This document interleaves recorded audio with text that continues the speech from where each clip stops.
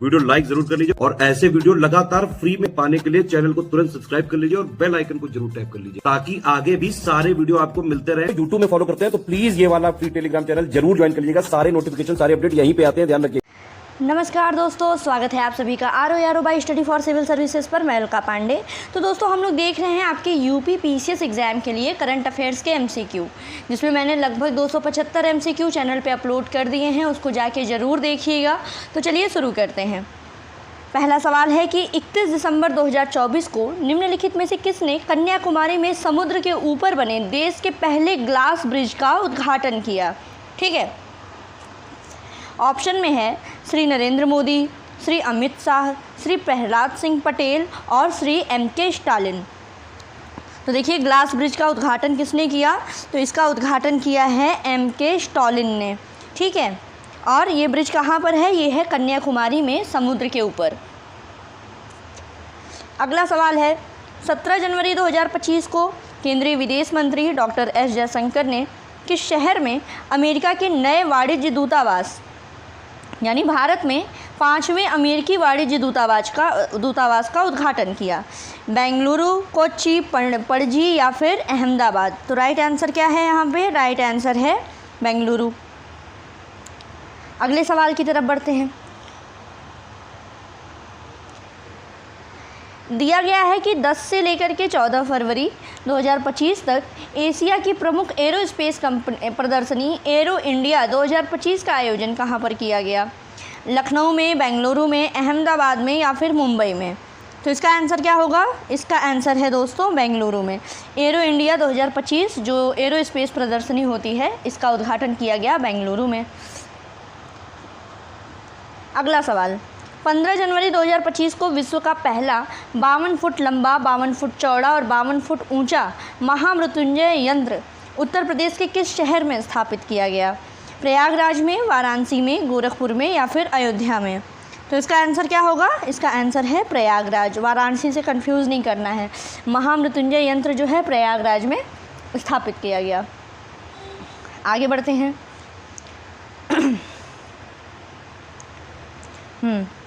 अगला सवाल दिया गया कि 3 जनवरी 2025 को एयर विजुअल स्वतंत्र वैश्विक वायु प्रदूषण संबंधी जानकारी प्रदान करने वाली ऐप ने किस शहर को सबसे प्रदूषित शहर घोषित किया है? ढाका, हनोई, लाहौर या फिर नई दिल्ली? तो राइट आंसर क्या है? राइट आंसर है हनोई। ठीक है,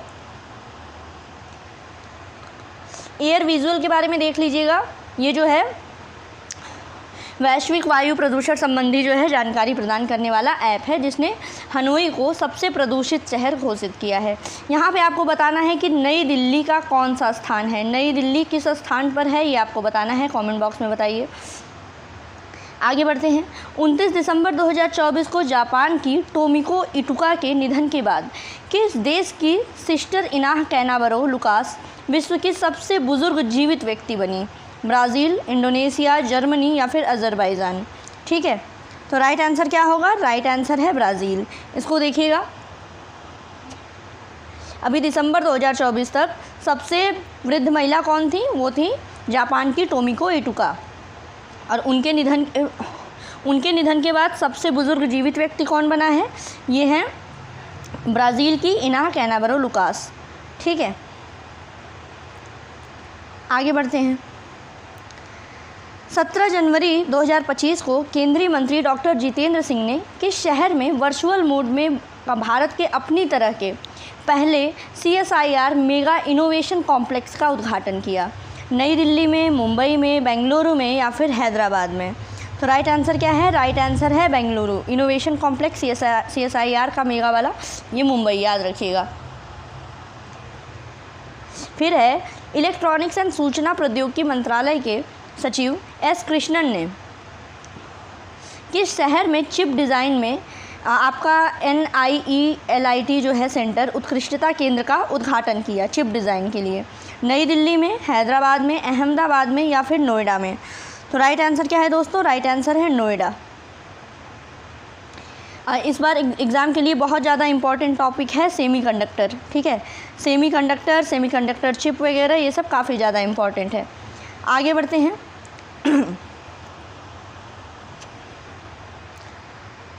दिया गया है कि महिला जननांग विकृति के प्रति शून्य सहनशीलता का अंतर्राष्ट्रीय दिवस किस दिन मनाया जाता है? 3 फरवरी, 5 फरवरी, 12 फरवरी या फिर 14 फरवरी को? तो राइट आंसर क्या है यहाँ पे? राइट आंसर है 5 फरवरी। अगला सवाल, हाल ही में किसे इस्माइली शिया मुसलमानों के लिए नए आध्यात्मिक नेता के रूप में नामित किया गया है? ठीक है, ऑप्शन में दिया गया रहीम आगा खान, रहीम अल हुसैनी, हुसैन आगा खान या फिर इनमें से कोई नहीं। ठीक है, तो राइट आंसर क्या होगा? राइट आंसर है रहीम अल हुसैनी। आगे बढ़ते हैं। अगला सवाल दिया गया कि हाल ही में किसने 8वें बंगाल वैश्विक व्यापार शिखर सम्मेलन का उद्घाटन किया? ममता बनर्जी ने, द्रौपदी मुर्मू ने, अमित शाह ने या फिर जगदीप धनखड़ ने? तो राइट आंसर क्या है? राइट आंसर है ममता बनर्जी। ठीक है, फिर पूछा गया है कि प्रतिवर्ष विश्व न्यूटेला दिवस किस दिन मनाया जाता है? 3 फरवरी को, 5 फरवरी को, 12 फरवरी को या फिर 14 फरवरी को? तो ये भी मनाया जाता है 5 फरवरी को। आगे बढ़ते हैं।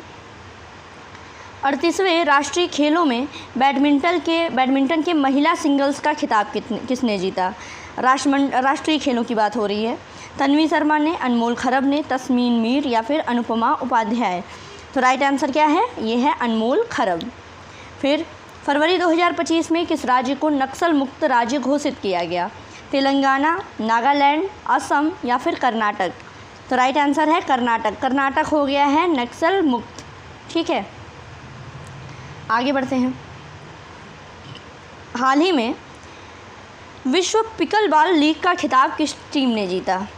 बेंगलुरु जवान्स, पुणे यूनाइटेड, हैदराबाद या फिर मुंबई? तो राइट आंसर क्या है? ये है बेंगलुरु जवान्स पिकलबॉल लीग।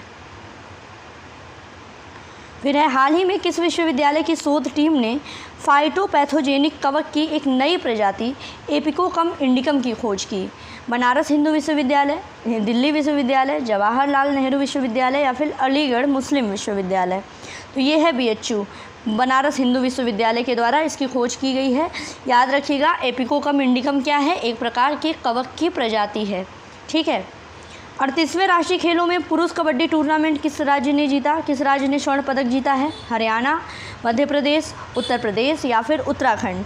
तो राइट आंसर क्या है? राइट आंसर है दोस्तों यहाँ पे उत्तर प्रदेश। बड़ा इंपॉर्टेंट है, याद रखिएगा, पुरुष कबड्डी टूर्नामेंट में स्वर्ण। आगे है, भारत ने 2025 के लिए संयुक्त राष्ट्र बजट में कितने मिलियन डॉलर का योगदान किया? 25.34 million dollar, 37.64 million dollar, 46.02 million dollar या फिर 51.95 मिलियन डॉलर? तो राइट आंसर क्या है? राइट आंसर है 37.64 मिलियन डॉलर का योगदान संयुक्त राष्ट्र बजट में भारत के द्वारा। फिर है, राष्ट्रीय पक्षी दिवस कब मनाया जाता है? 5 दिसंबर, 15 दिसंबर, 20 दिसंबर या फिर 5 जनवरी को? तो राइट आंसर है 5 जनवरी पक्षी दिवस। फिर प्रतिवर्ष विश्व युद्ध अनाथ दिवस किस दिन मनाया जाता है? 5 दिसंबर, 15 दिसंबर, 20 दिसंबर या फिर 6 जनवरी को? तो राइट आंसर क्या है? राइट आंसर है दोस्तों यहाँ पे 6 जनवरी। आगे बढ़ते हैं। हाल ही में किस राज्य में ह्यूमन मेटा न्यूमो वायरस यानी HMPV का पहला मामला दर्ज किया गया है? ठीक है, केरल, कर्नाटक, उत्तर प्रदेश या फिर महाराष्ट्र?